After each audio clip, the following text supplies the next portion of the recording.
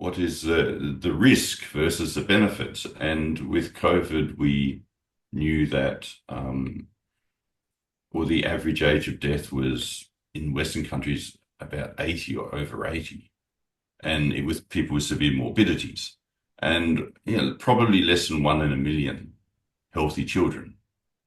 And we knew that very early on, early In the 2020. first quarter, yes. Yeah. So if you had a vaccine like the mRNA vaccine that, in Pfizer's 6-month trial, there was more deaths in the vaccinated group than in, sorry, yes, in the vaccinated group than in the control group.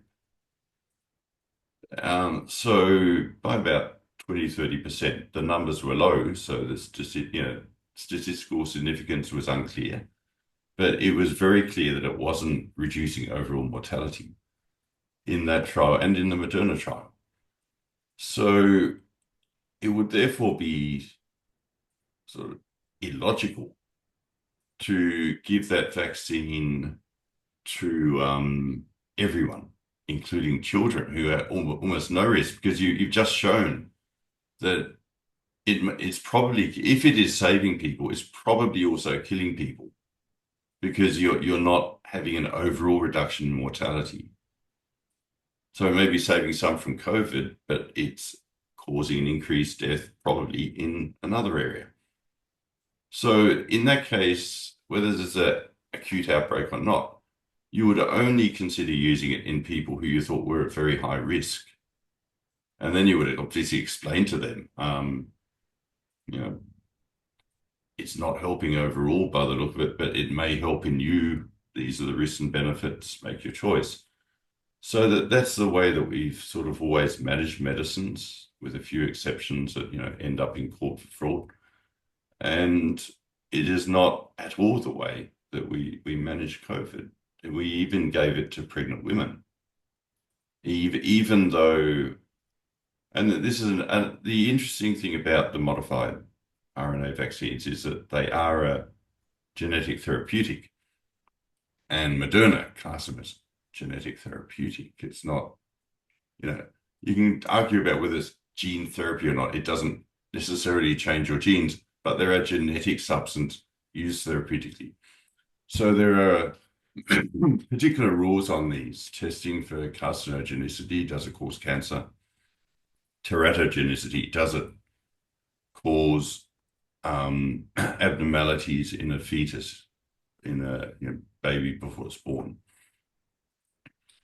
So, but we don't do that for vaccines. So, and it wasn't WHO that did this. It was a national regulatory authorities, which your new legislation is going to say just 2 overseas regulatory authorities is enough.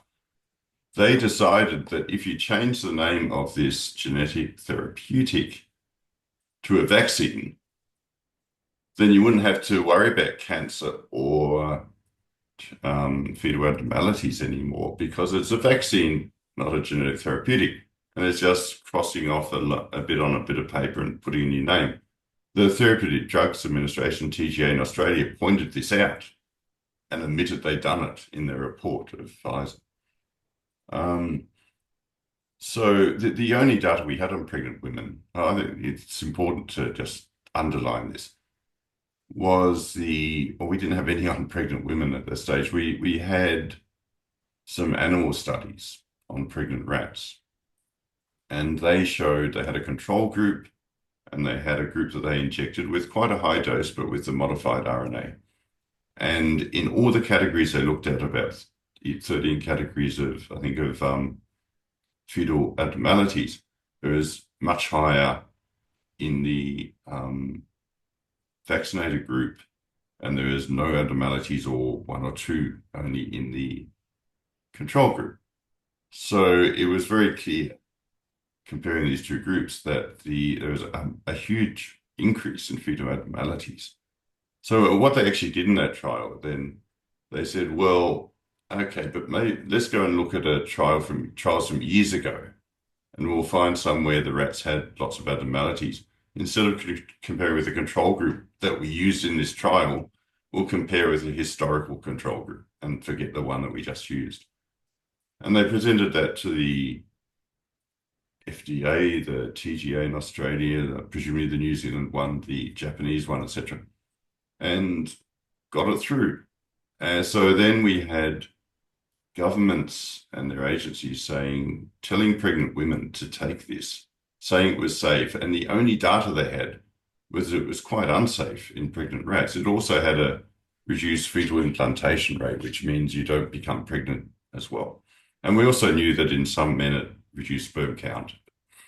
So you know, if you had a massive outbreak of a very severe disease, which hasn't happened in modern history, hasn't happened since really maybe the Spanish flu before we had antibiotics, etc. So it probably won't happen again. But if we had that, then you could say, well, maybe we should have a vaccine, vaccinate lots of people, because even if it kills some people, it might save more than it kills. But that you can't say that with COVID. There was never that data. There was never the logic there, cost benefit, to allow what we did to happen. I mean, this is the worry with the whole legislation that we're talking about, in a way that we've lost our anchor in common sense and ethics and rational thought in global health, particularly in infectious disease in the area of vaccination. And until we regain that, it's reckless to reduce the current barriers that we have against these things. Absolutely. And we now know, it's quite clear that gain of function underlied much of the development for this. So the concept that we would be developing legislation that would have a mandatory medical authorization in, without actually having already developed legislation that prevents and prohibits gain of function research, is massively problematic. And if we consider the fact that, for example, the German government invested in BioNTech, which was a partner in Pfizer, but the development underneath for the COVID vaccine involved gain of function research. So we see at a very early stage, I think, governments involved in ethically dubious, because of the potential for, I guess, this path dependency where they're creating the problem and then the solution. Yeah, I mean, some people are still trying to claim its natural origin, but there are no bats. There weren't bats in the wet market, apparently, and there's no bats anywhere near that carry this virus. They've never found it in the wild. And the first outbreak reported was just down the road from the only institute in China that was working on this particular virus doing gain of function, which was started in North America, shifted across because they thought it was too dangerous in North America, and Obama put a moratorium on it. So just on that, I mean, the odds are obviously on the lab leak.